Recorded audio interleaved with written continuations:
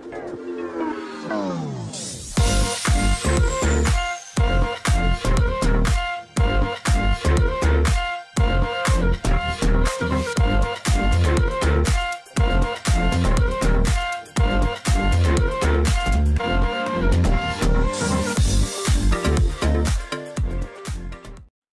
semua, salam sejahtera Malaysia. Selamat datang ke channel Fels Lifestyle. Saudara-saudara, tuan-tuan dan puan-puan semua. Sebelum ini memang Malaysia sudah digemparkan dengan konspirasi menjatuhkan Anwar. Bahkan Perdana Menteri sendiri mengakui ada wujud konspirasi tersebut. Saudara-saudara, tuan-tuan dan puan-puan semua, satu dapatan saya yang paling mengejutkan hari ini berkaitan dengan status Presiden Hadi Awang, Presiden PAS Tan Sri Abdul Hadi Awang. Di dalam sebuah entry Twitter yang saya lihat di Twitter, saya melihat perkara ini adalah tidak relevan. Di mana, seperti yang kita tahu, kononnya baru-baru ini pemimpin dari Bersatu telah membuat satu kenyataan, 126. Nah, 126 itu menjadi tanda tanya. Adakah 126 itu kerusi yang sudah dicukupkan kepada Perikatan Nasional, di mana kita tahu kerusi yang ada untuk PN adalah 70 lebih, dan mungkinkah angka 126 itu adalah beberapa ahli parlimen dari kerajaan yang membantu ataupun menyokong Perikatan Nasional supaya sekali lagi menjadi kerajaan. Nah, saudara-saudara, hari ini terdapat satu dapatan saya yang amat mengejutkan. Kononnya 221 ahli parlimen dari sebuah entry Twitter, satu entry Twitter yang bernama Asam Baki, bukan Azam Baki ya, Asam Baki. Menurut artikel ini, terkini 221 ahli parlimen kecuali Tambun menyatakan sokongan penuh kepada Hadi Awang sebagai Perdana Menteri. Dan di bawah ada ditulis hashtag PNBes, hashtag PMX2XPM, hashtag Perikatan Nasional besertakan gambar Hadi Awang. Yang ditulis di sini, tahniah Tan Sri Datuk Sri Abdul Hadi Awang atas pelantikan sebagai Perdana Menteri ke-11. Nah, saudara-saudara, tuan-tuan dan puan semua, seperti yang kita tahu, sekarang zaman IT, banyak yang boleh dilakukan, banyak berita viral, banyak berita yang boleh dipalsukan. Nah, tuan-tuan dan puan semua, kita tahu ini adalah palsu, namun saya ingin membuat satu persoalan di sini. Tidak mungkinlah tiba-tiba 221 ahli parlimen akan menyokong Perikatan Nasional di samping Perdana Menteri Malaysia yang sedang membangunkan negara pada hari ini. Nah, kita berbalik kepada plot untuk tumbangkan Anwar. Sedangkan Sultan Ibrahim sendiri pun sudah bertita. Ini pasti mengejutkan 200 lebih ahli parlimen di seluruh Malaysia. Setelah Sultan Ibrahim bertita, berkaitan dengan gerakan tumbangkan kerajaan, sudahlah.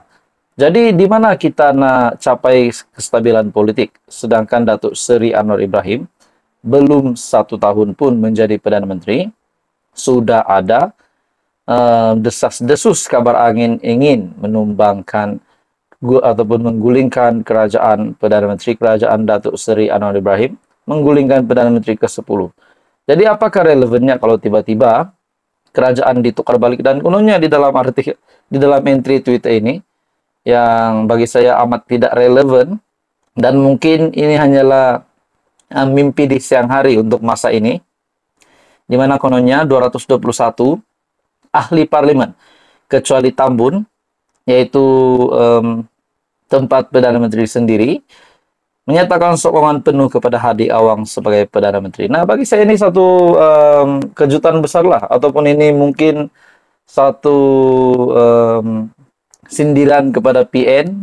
Jadi saudara-saudara, Anda boleh lihat dari entry Twitter Asam Baki.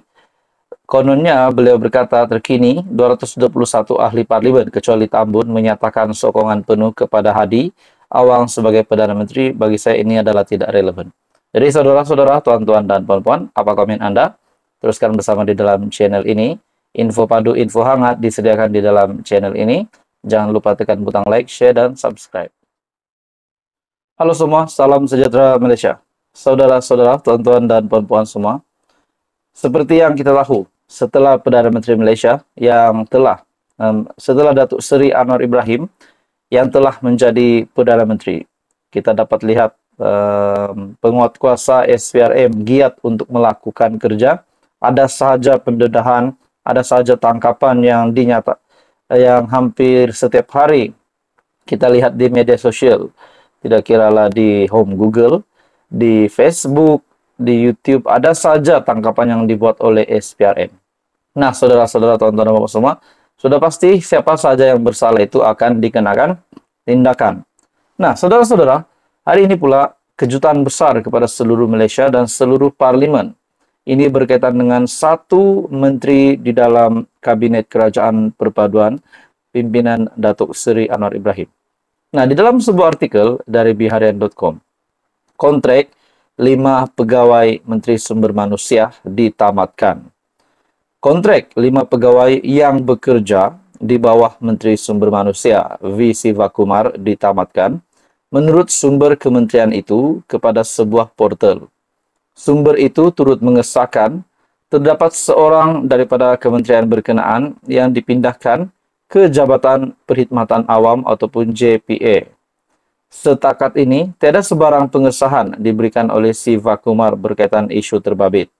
Sebelum ini juga, Suruhanjaya Pencegahan Rasuah Malaysia menahan 3 pembantu Sivakumar, bagaimanapun membebaskan mereka selepas perintah reman 4 hari tamat pada 17 April lalu.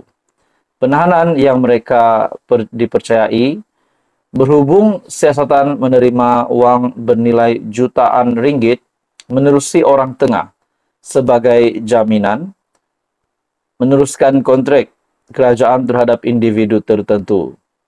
Beberapa pihak turut mendesak Sivakumar supaya bercuti atau meletakkan jawatan selepas beliau dipanggil SPRM untuk memberi keterangan. Bagaimanapun, Sivakumar bertegas tidak akan meletakkan jawatan dengan menyatakan bahawa Perdana Menteri Datuk Seri Anwar Ibrahim berpandangan tiada keperluan untuk berbuat demikian. Nah, saudara-saudara, setelah Sivakumar yang dipanggil oleh SPRM berkaitan dengan siasatan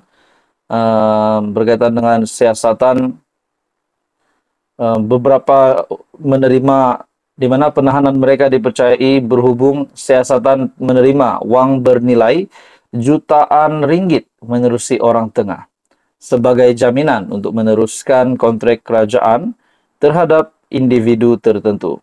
Nah, sudah pasti setelah Sivakumar yang dipanggil SPRM, mungkin beberapa pihak, setengah pihak akan berpendapat ataupun reputasinya semakin menurun setelah beliau terlibat dengan SPRM. Namun apa yang kita pikir di sini, secara logiknya beliau belum didakwa, baru dipanggil oleh SPRM. Seperti sebelum ini juga Muhyiddin Yassin yang hanya disiasat dan pada akhirnya beliau sudah menerima pertuduhan di mahkamah. Nah, kalau begitu kita boleh anggap sudah memang terlibatlah dengan rasuah tersebut. Nah, untuk Sivakumar pula setelah beliau diarah letak jawatan, beliau kata tiada keperluan untuk beliau melakukan itu seperti yang dinyatakan sendiri oleh Perdana Menteri. Nah, pada akhirnya saudara-saudara, kontrak 5 pegawai Menteri Sumber Manusia ditamatkan. Adakah ini disebabkan mereka terlibat dengan rasuah tersebut ataupun mungkin disebabkan untuk menjaga nama baik Kementerian Sumber Manusia? Jadi itu menjadi persoalan lah. Jadi saudara-saudara, tuan-tuan dan puan-puan semua, apa komen Anda? Teruskan bersama di dalam channel ini. Info padu, info hangat disediakan di dalam channel ini. Jangan lupa tekan butang like, share, dan subscribe.